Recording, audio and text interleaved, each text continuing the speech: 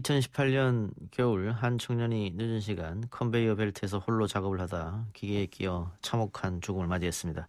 오늘이 그로부터 딱 2년이 되는 날인데요. 상황은 조금 나아졌을까요?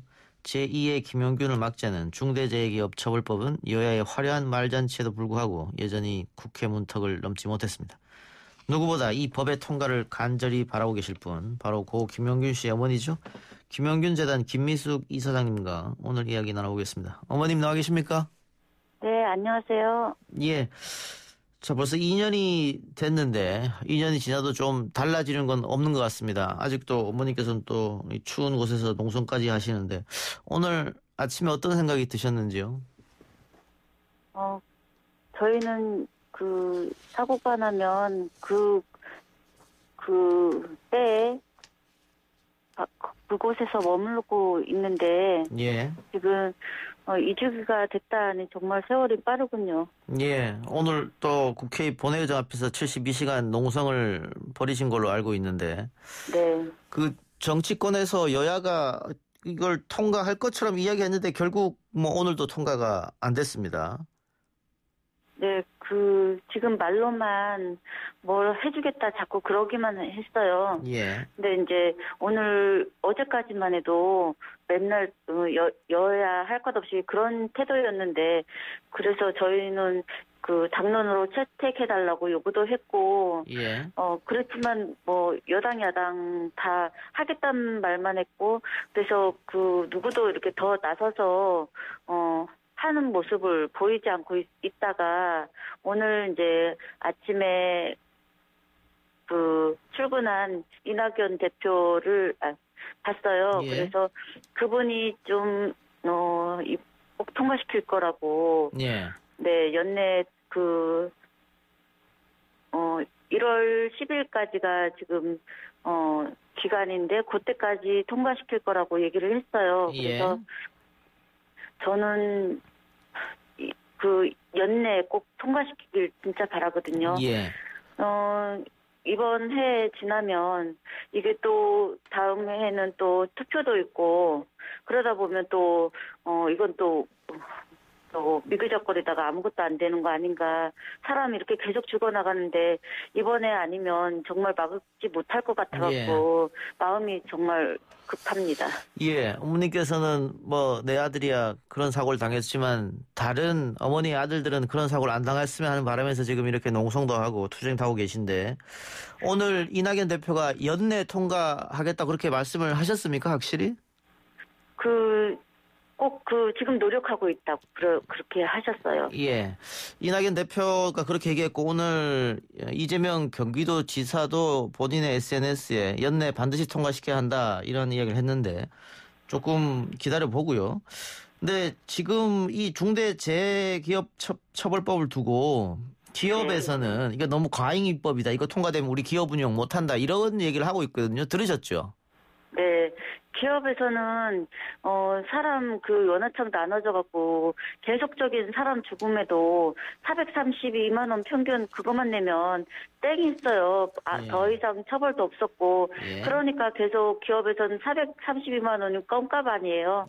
정말 그런 돈만 내면은 계속 죽여도 처벌이 없으니까 그런 계속 죽음이 이어왔는데, 이게 한 해에 2,400명이나 이렇게 죽고 있습니다. 예. 사실, 산재 죽음 파악된 사람만 이렇게, 올라와 있는데, 사실 은폐되고 이런 사람들도 부지기수라고 얘기를 들었습니다. 예. 그리고 산재 전체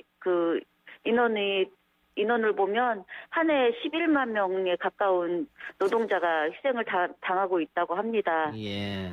그래서 정말 이런 사고가 계속 20년 넘게 이렇게 해왔잖아요. 예. 그래서 우리나라 그냥 이렇게 경제 발전은 11위까지 이렇게 올라갔는데 그 속을 들다 보면 다 그냥 산재 공화국인 거예요. 예. 네, 이런 사고가 나도 제대로 이렇게 밝혀지지도 않고 그냥 밝혀진 바만 이렇게 보이는 거거든요. 예. 네, 그래서 정말 이런 사고는 정말 그 기업이 안전 대책을 안 세워서 그런 거거든요. 예. 처벌도 약하고 그러니까 이런 사고가 나는데 벌써 그 노동 선진국은 이런 그 살인기업법이라는 걸 만들어서 그런 죽음을 현저하게 막았다고 얘기를 들었습니다. 예. 예, 그러니까 우리나라도 이런 법을 만들어서 기업들은 맨날 그 돈만 생각하잖아요. 이윤만 예. 생각하면 무엇이든 계속 우리나라는 그것만 위해서 나라가 발전했잖아요. 그 속에 일하는 노동자들은 안중에도 없고 죽든 말든 상관이 없다. 자기네들 책임이 없다. 이렇게 나오고 있는 거잖아요. 예. 그래서 이런 것을 정말 막으려면 이 법을 꼭 제정해야 됩니다. 예.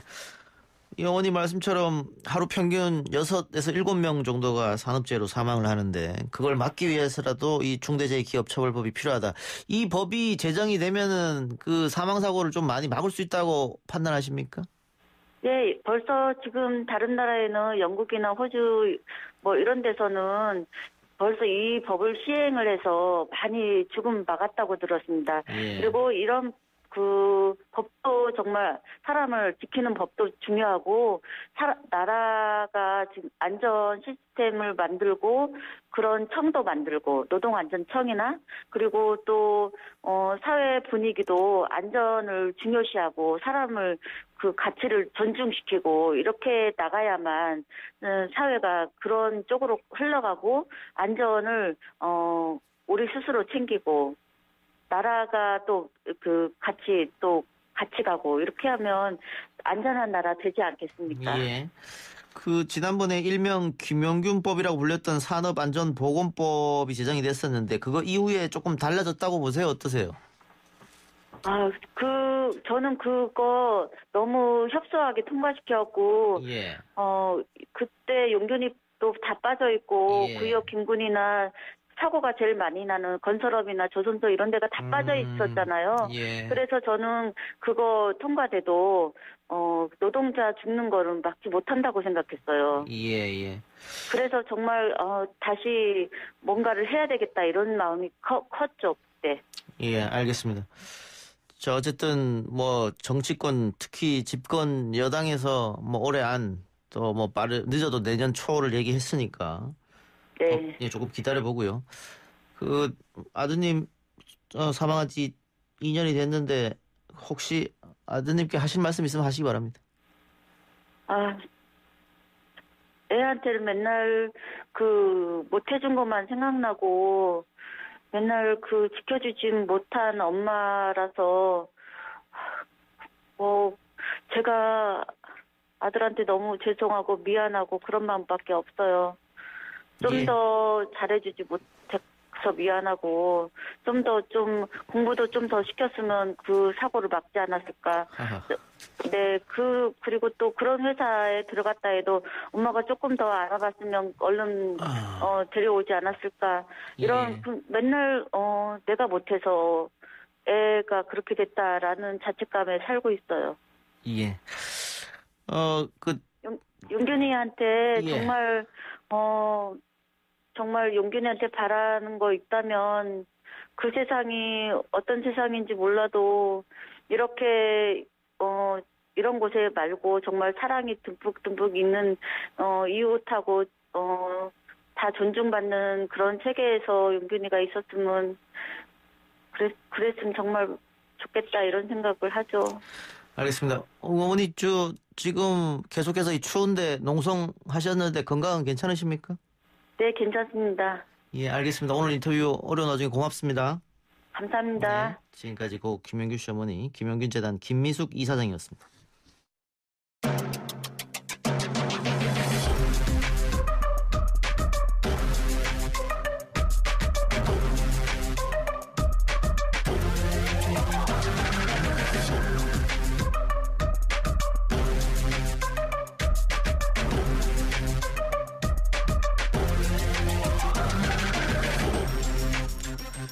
쇼미더 정치 코너입니다. 정치권을 뜨겁게 달군 이슈들을 더 치열하고 더 과감하게 분석해 드립니다. 조상호 전 더불어민주당 상근 부대변인 나왔습니다. 어서 오십시오. 예, 안녕하세요. 국민의힘 이준석 전 최고 지금 스튜디오로 들어오네요. 예. 들어오면 인사하도록 하고요. 자, 일단 얘기할 게 공수처 얘기하는 뒤에 하기로 하고 일단 윤석열 총장의 징계위원회 두 번의 연기 끝에 오늘 시작됐는데 윤석열 총장은 출석하지 않았고 징계위원회 7명인데 지금 5명, 2명이 참석하지 않았고 5명 중에 4명에 대해서 윤 총장 측에서 기피 신청을 냈다가 지금 기각된 그런 상태죠? 예, 맞습니다. 예.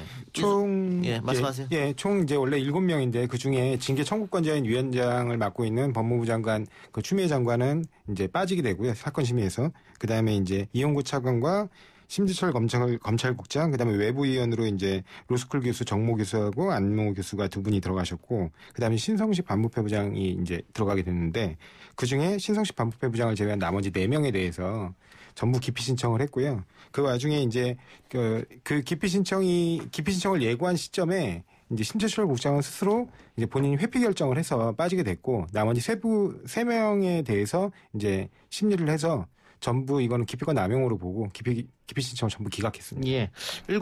원래 7명 중에 4명이 찬성이면 의결되는 거였는데 지금 심재철 국장이 스스로 빠지면서 4명이 심의를 하고 이제 3명 이상 의결해야 되는 출석위원 거죠. 과반수기 때문에 그 출석위원 중에 심리 가능한 4명 중에 그 과반이 되려면 3명이어야 돼서 3명이 심재철 법무부 국장은 왜 스스로 회피해서 빠졌을까요? 뭐 검찰 출신이니까 부담이 됐을까요? 나중에 책임을 져야 될 일이 있다고 생각하면 빠지겠죠. 예. 그러니까 이 상황에서 어차피 결과가 다 공개가 되는 상황일 텐데 본인도 뭐 검찰에서 오랫동안 있었던 구성원으로서 이 사안이 어쨌든 징계 구성 요건이 되지 않는다는 판단을 하는 나머지 법조계와 생각을 같이 했을 가능성이 높다. 저는 이렇게 보고요. 저는 이제 청취자분들이 잘 생각해 보셔야 될 게 이 기피 신청을 하게 되면요. 기피 대상자인 한 사람 빼고 나머지 사람들이 모여가지고 이제 결정을 하게 되는 거거든요. 예. 이 기피 신청이 옳은지 아닌지를. 예. 잘 보시면은 여기 있는 분들 중에서 한 명 빼고 다 기피 대상자예요. 그럼 기피 대상자들이 모여가지고 기피 대상자에 대해서 투표한 겁니다. 예. 그러니까 이거 자체가 기피 처리 절차 자체도 나중에 좀 우스운 상황이 될 수밖에 없는 것이죠. 그런데 5명 중에 4명을 기피 신청했는데 그럼 어떻게 해야 된다는 겁니까? 그러니까 저는 애초에 그러니까 명단을 짤 때 이걸 서로 이제 기피 사유가 있을 것만한 사람들을 추미애 장관이 이제 사실 배척을 먼저 했었어야 되는 것이고 그렇게 위원을 선임했어야 되는 것인데 결국은 여기 들어간 사람들 전부 다 지금 드러나는 것을 보면은 그 민간위원으로 위촉되신 분들도 보면은 이미 윤석열 총장의 어쨌든 행보에 대해서 상당한 선입견이 있었던 것 같은 그런 어떤 언론 기고문이라든지 이런 것들이 나오고 있는 거거든요. 꼭 대한민국의 법조인이 윤석열 총장 비판하는 사람밖에 없습니까? 그렇다고 윤석열 총장 찬양한 사람을 데리고 오라는 것도 아니지만은 뭐 사석에서 무슨 말했는지까지는 규제 못하겠지만은 언론에 드러난 기고문으로서 윤석열 총장의 행보를 비판하고 예를 들어 정경심 구속은 부당하다라고 했던 분이 만약 위원장을 지금 하고 있다 그러면은 이게 누가 봐가지고 공정한 징계위원회라고 할 수 있겠습니까? 반론? 사실은 이게 말이 안 되는 게 지금 대법원 판례에서도 해당 기피 사유에 해당하는 사람이 그 기피 결정에 참여하지 못할 뿐이지 그 기피 사유에 해당하지 않는 사람이 그러니까 이런 지금처럼 여러 기피를 함께 신청한 경우엔 공통의 기피 사유가 있지 않는 한 나머지 기피 그 대상자들도 전부 기피 결정에 참여하게 되어 있거든요. 그에 따라 결정한 것이고요. 이 나머지 3분이 공통하여 걸리게 되는 기피 사유는 없었어요. 그러니까 아무 문제가 없는 것이고 그리고 제가 정말 반문해서 묻고 싶은 건 윤석열 총장이 20여 년 넘게 검사를 하면서 본인에 대해서 기피 신청은 여러 번 받아봤을 거예요. 근데 과연 정말 기피를 한 적이 있느냐 묻고 싶고요. 그다음에 본인이 실제로 수사를 지휘하고 있는 총장까지 올라갔는데 총장까지 올라오는 동안에 또는 그 주변에서 보면서 그리고 또 실제로 자기가 지휘를 하니까 검사에 대해서 기피 신청을 해서 한 번이라도 받아준 케이스가 있는지 재척 사유가 없음에도 불구하고 기피 신청 자체로만으로 받아준 사유가 그러니까 케이스가 있는지 정말 되묻고 싶습니다. 뭐 그 조상호 진 변호사가 뭐 윤석열 총장이 기피해야 되는데 기피 안 한 사례를 알고 말씀하시는 겁니까? 아니면 의뢰 그렇겠지 뭐 이러고 있는 겁니까? 아니 제가 본 적이 없고요. 예. 그다음에 그 우리 사례로 뒤져봐도 검사 기피를 인정하는 케이스가 없어요. 그러니까 그 윤석열 총장한테 물어보신다면서 본인도 뭐 사례 조사가 안 돼 있는 상황에서 뭘 아니죠. 물어보시는 그러니까 겁니다. 제가 그래서 여쭤보는 내 죄를 거잖아요. 내가 알렸다 뭐 이런 겁니까? 본인이 스스로는 그렇게 기피와 관련해 가지고 굉장히 엄격하게 판단해서 전혀 인정하지 않는 그런 관행을 유지하면서 이렇게 관행을 유지했던 근거가 4명. 뭔데요? 윤석열 총장의 기피에 대해서 뭐 한 번이라도 본인이 어떤 행보를 한 걸 알고 계신 게 있어요? 아니요. 기피에 관련해 가지고 검사들에 대해서 기피 신청은 굉장히 종종 들어와요. 근데 그걸 인정한 케이스가 없다니까요. 근데 윤석열 총장이 뭐 한 거 알고 있어요? 그러니까 제가 그랬잖아요. 윤석열 총장 본인은 인정했는지 아니면 주변에 그 기피 신청 들어온 걸 늘 봤을 텐데 한 번이라도 본 적이 있는지를 여쭤본다는 거예요. 물어봐가지고 난 그런 적 없는데 이러면 어떡할 겁니까? 그러니까 저는 지금 상황에서 그 기피에 대해 가지고 아까 조상호 변호사가 말한 것처럼 본인에 대한 기피 신청에 대해서는 다른 사람들이 판단할 수 있죠. 근데 이 사안은 뭐냐면요.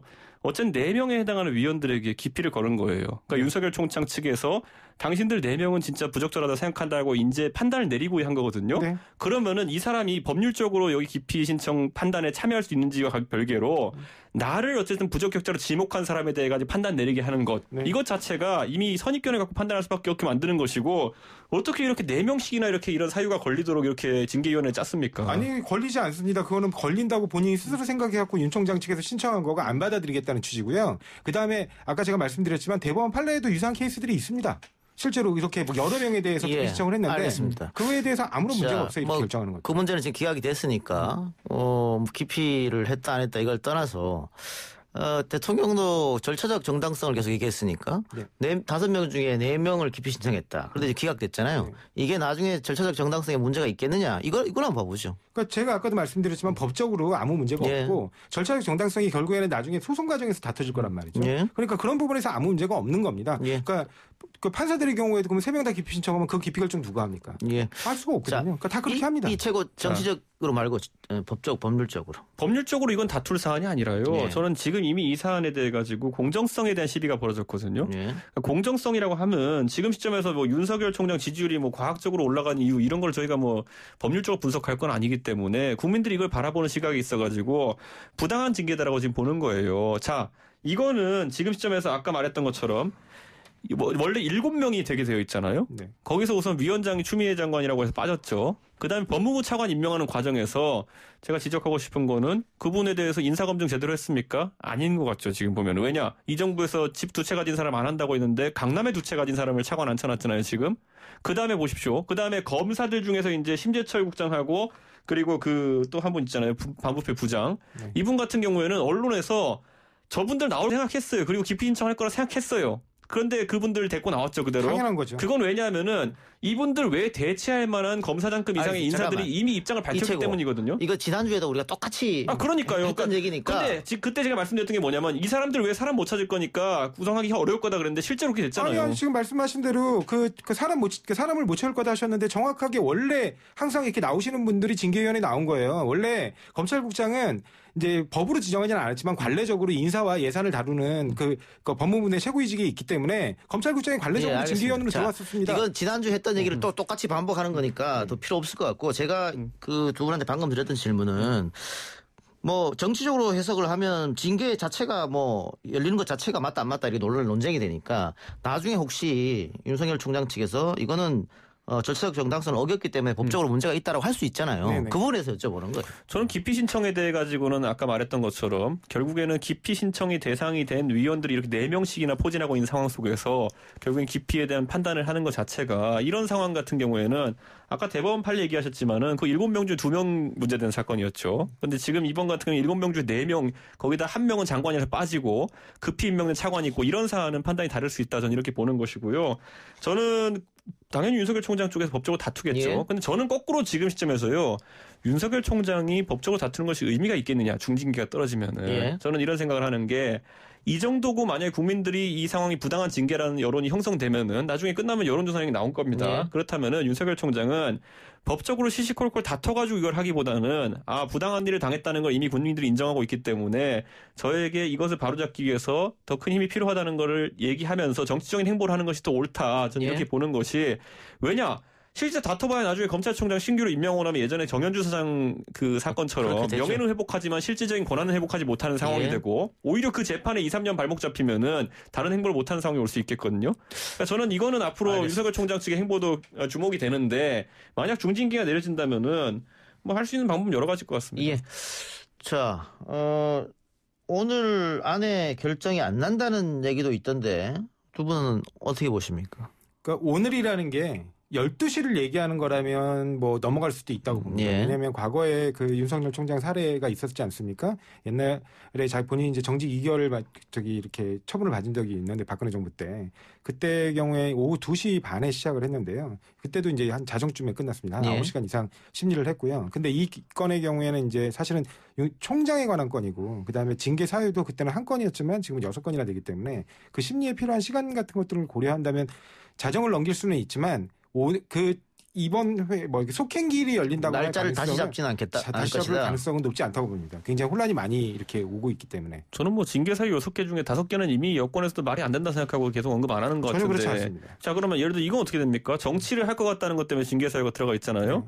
자, 그런데 윤석열 총장이 정치적 인물로 주목받게 된 이유는 추미애 장관이 괴롭혀서 그런 겁니다. 그러면 추미애 장관이 괴롭혀서 그 정치적 인물로 부상하게 만들고 지지율이 올라가니까 추미애 장관이 그걸로 징계를 청구합니까? 그런데 추미애 장관이 뭘 괴롭혀서 한 거죠? 본인이 국감에서 굉장히 애매모호한 태도로 답변을 했기 때문에 지난주에 조상호 변호사가 이 자리에 대기할 때 네. 추미애 장관에 대해서 억하심정이 있는 게 본인이 탄압받아서 그런 거라고 했잖아요. 윤석열 총장이. 아니요, 뭐 그런 얘기 중요한 게 아니라 네. 그 정치적 행보와 관련해서는 국감장에서 스스로 물어봤어요. 심지어 그 사회 공헌 활동에는 정치행위도 포함되느냐. 근데 그거에 대해서 지금 답변 못 하겠다고 했어요. 그거 굉장히 부적절한 행동이거든요. 제가 여러 차례 말씀드렸지만 검찰총장이라는 자리는 미래 권력을 사실상 자신이 제거하거나 결정할 수 있는 권한을 갖고 있는 자리입니다. 그렇기 때문에 더더욱 정치적 중립성이 요구되는데 거기에서 그렇게 애매모호한 특히 과거 발언과 비교하면 명백하게 차이나는 그렇게 해서 누구나 이 사람이 퇴임 후에 정치적인 생각을 갖고 있구나라는 거를 예측할 수 있게 하는 그런 행동을 했다는 게 문제인 거죠. 아니, 저는 지난번 제가 얘기했잖아요. 그런 식으로 할 것 같으면 제가 저희 야당에서 문재인 정부의 공직자들 하나씩 불러놓고 홍남기 부총리부터 해가지고 홍남기 씨 당신 나중에 강원도에서 나갈 거야 안 날 거야 빨리 얘기해 이런 거 할 수 있거든요. 아니 안 홍남기 씨가 하잖아요. 미래 권력자를 제거할 수 있습니까? 뭐가요?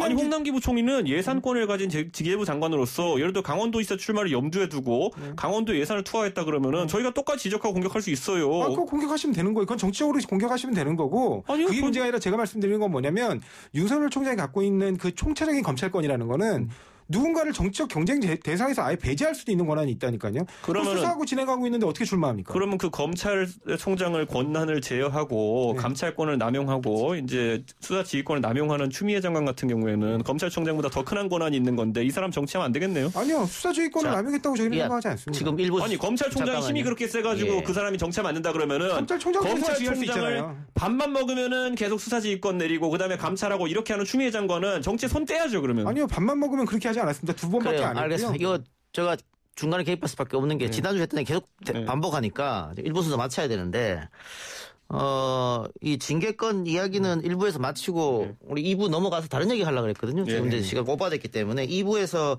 이 징계권 한 개만 더 질문을 드려보고 다른 주제로 넘어가도록 하겠습니다. 자, 광고 듣고 옵니다.